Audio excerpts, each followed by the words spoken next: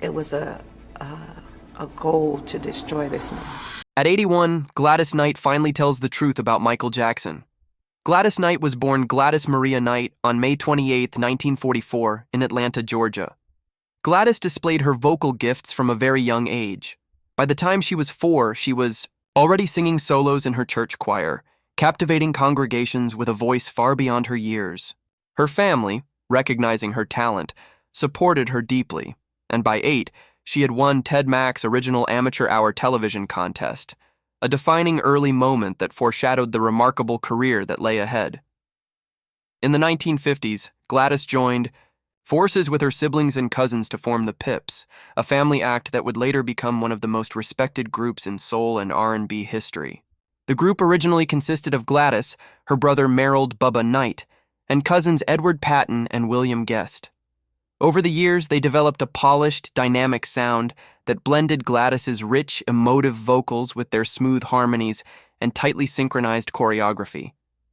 Together, they rose to prominence in the 1960s and 1970s with an unforgettable string of hits that became cornerstones of soul music.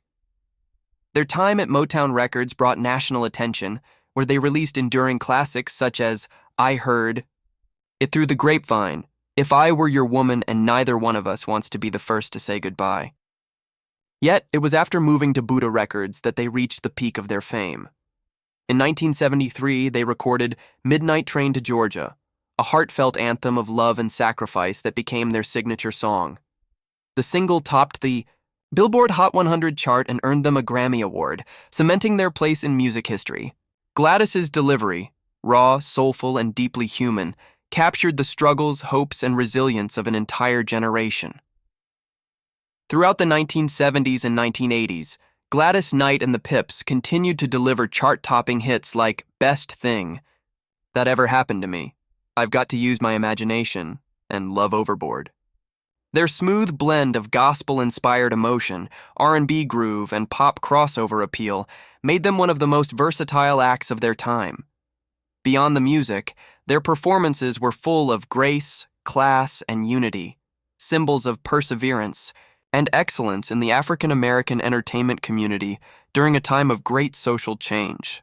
When the Pips retired in 1989, Gladys Knight fearlessly embarked on a solo career, proving that her artistry could stand alone.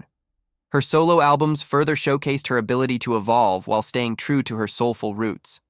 She explored gospel, pop, and contemporary R&B, earning new accolades and reaching new audiences. Her 1994 gospel album, Many Different Roads, expressed her deep spirituality and connection to faith, while her later works reaffirmed her standing as a timeless interpreter of song.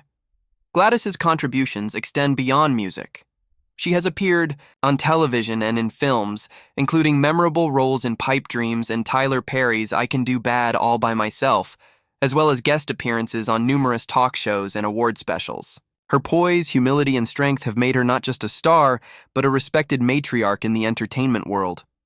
In recognition of her extraordinary impact, she and the Pips were inducted into the Rock and Roll Hall of Fame in 1996, and she later received the National Medal of Arts and Kennedy Center honors, fitting tributes to a woman whose voice shaped the soundtrack of multiple generations. Even well into her later years, Gladys Knight continues to perform with undiminished passion.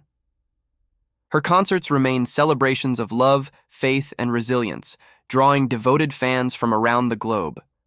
Her influence can be heard in countless artists who followed in her footsteps, from Whitney Houston to Beyoncé, each of whom owes part of their artistic lineage to the emotional honesty and vocal mastery that Gladys embodied. Gladys Knight's personal life has been as eventful and emotionally rich as her legendary musical career. Over the years, she has experienced both the joy and heartache of love, marriage, and loss, each chapter contributing to the strength and wisdom she radiates today. Through 4 marriages, Knight's journey reflects not only her resilience as a woman, but also her unshakable faith, emotional depth, and enduring optimism about life and love. Her first marriage was to James Newman, whom she wed in 1960 when she was still in her teens at the dawn of her career. At the time, Gladys was balancing the demands of a rising singing career with her role as a young wife and soon-to-be mother. Newman was her high school sweetheart, and their union seemed full of promise and youthful hope. Together, they welcomed two children, James Newman III and Kenya Newman, who would later become important parts of Gladys's life, both personally and professionally. However, as her fame with Gladys Knight and the Pips began to rise, the pressures of show business and the constant time apart took a toll on the marriage. Newman also struggled with drug addiction, which created growing instability in their relationship.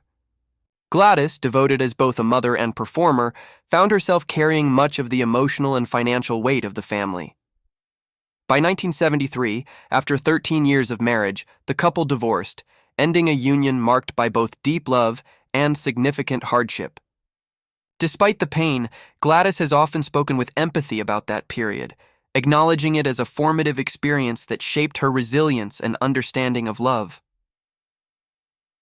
The following year, in 1974, Knight married Barry Hankerson, a music producer and businessman who would later become well known as the founder of Blackground Records and the uncle of the late R&B singer Aaliyah. At first, their relationship was full of creative energy and shared ambition. Both were deeply involved in the music industry and understood the pressures and excitement that came with fame. Together, they had a son, Shanga Hankerson, who would later go on to open a chain of soul food restaurants called Gladys Knight's Chicken and Waffles in honor of his mother's legacy. However, the marriage soon became strained. Conflicting priorities, business disagreements, and personal challenges caused increasing tension between the two. By 1979, the relationship had reached its breaking point, leading to a divorce that was both emotionally and professionally difficult. The separation marked another turning point in Gladys's life. She began to focus more deeply on her spiritual growth and inner peace, learning valuable lessons about the need for balance between career success and emotional fulfillment. Years later, in 1995, Gladys entered her third marriage, this time to Les Brown, a charismatic motivational speaker and author widely admired for his inspirational talks about overcoming adversity and achieving one's dreams. Their union attracted public attention, as both were high-profile figures known for their positive energy and personal triumphs. On the surface, their relationship seemed to be a perfect pairing. Two strong, passionate individuals who had each faced life's challenges with courage and grace. However, despite their mutual respect and affection, the marriage proved difficult to sustain. The couple's busy schedules, differing lifestyles, and the pressures of public life began to take their toll. After just 2 years in 1997, Gladys and Les divorced. Though short-lived, their marriage left a lasting impact on both of them. Gladys has often spoken fondly of Les, describing how his optimism and spiritual insight helped her rediscover self-confidence and inner calm during a transitional period in her life. Finally, in 2001, Gladys Knight found lasting happiness with William McDowell, a man who shared her deep faith and strong moral compass. Unlike her earlier relationships, this marriage was rooted in a profound spiritual connection. McDowell, who was not part of the entertainment industry, brought stability, peace, and grounding to Knight's world. A world that had long been filled with the chaos of fame and the emotional highs and lows of stardom. Together, they have dedicated much of their time to charitable and community work, focusing on faith-based initiatives and family-oriented causes. The couple has also been active in running the Beulah Baptist Church community in North Carolina, where Knight often lends her voice to gospel music and ministry. With McDowell, she has found not only a devoted partner, but also a collaborator in faith and service. Their relationship represents a new chapter in her life, one centered on spiritual fulfillment, gratitude, and enduring love. After more than 6 decades in the music industry, Gladys Knight, the Empress of Soul, has never been one to hold back when it comes to speaking her truth. Now at 81, she's opening up like never before about her deep, complex, and emotional connection to Michael Jackson, the king of pop. Their relationship stretched far beyond industry camaraderie. It was built on years of mutual admiration, shared experiences as African-American performers breaking barriers, and a profound sense of maternal care that Gladys felt toward Michael. For the first time, she's sharing how she truly saw him, not as an unreachable superstar, but as a deeply sensitive, gifted, and troubled human being. Gladys began by recalling the first time she met Michael Jackson, when he was still a child performing with the Jackson 5. From the very first moment I saw that boy sing, I knew he had something special, she said. There was a light in him that was almost divine. He could hold a crowd in the palm of his hand before he even hit his teenage years. Gladys was already an established artist at Motown during that time, and she witnessed firsthand how the young Jacksons were thrust into the spotlight. She remembered seeing Michael's mother, Catherine, backstage, and immediately sensing that he was a child destined for both greatness and burden. Fame came for him too early, she explained. He was just a baby trying to carry a mountain on his shoulders. As the years went by, Gladys watched Michael evolve from a precocious child into one of the most influential entertainers in history. Michael didn't just perform, he transformed, she said. He gave everything he had, every ounce of himself, to his art. People talk about his dancing, his singing, but they don't always understand how deeply he felt everything he did. She revealed that behind the scenes, Michael was soft-spoken, shy, and often seeking genuine connection. He wasn't that loud superstar people imagined. He was gentle. He would call me Miss Gladys and talk about music, love, and faith. He had such a sweet soul. Gladys also opened up about how she saw Michael struggle under the weight of global fame.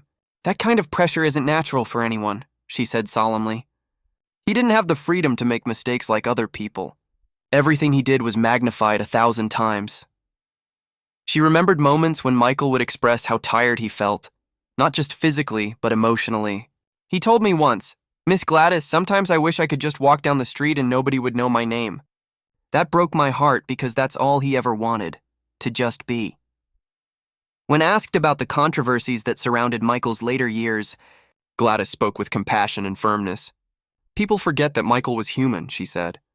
He made choices, yes, but he was also a man who carried the world's expectations from childhood.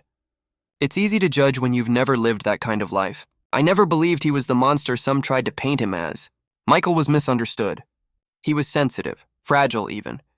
He gave love to a world that didn't always give it back. Gladys also shared her thoughts on Michael's artistry and how it shaped generations. Nobody will ever do what Michael did. He changed the landscape of music forever, she reflected. He opened doors for so many of us. His creativity, his vision, that was genius. And it came from a place of deep emotion. Every note he sang had a story behind it. She paused, then added, "People think of him as a legend." And he was, but to me, he'll always be that little boy from Gary, Indiana, with stars in his eyes. Even decades after his death, Gladys admits that she still feels his spirit. "Sometimes when I perform, I feel him," she said softly. "It's like he's right there watching, smiling. I know he's at peace now, finally free from all the noise of this world." Her voice trembled slightly as she continued. "Michael gave us his heart. He gave us his joy, and in return, we owe him our understanding. We owe him kindness." In her later years, Gladys has become something of a guardian of musical memory, one of the few remaining artists who personally knew so many of the greats. She views her reflections not as gossip or revelations, but as a tribute. "I'm not telling my truth to stir things up," she said. "I'm telling it because Michael deserves to be remembered as the beautiful soul he was. I love that boy truly, and I miss him every day." Her words serve as both a eulogy and a reminder of the heavy toll of fame. Gladys Knight, who has endured her own trials in the spotlight, understands the price that artists like Michael Jackson paid for their greatness. "We all wanted a piece of him," she said finally, "but what he needed most was peace. I hope he has that now." In 2009, Knight sang "His Eye is on the Sparrow" and "The Lord's Prayer" at the funeral service for Michael Jackson. In her honesty, Gladys Knight captures something rare, not just the truth about Michael Jackson's life, but the humanity behind the myth. Her reflections remind the world that beneath the glitter, the moonwalks, and the records, Michael was a man who wanted to be loved for who he truly was.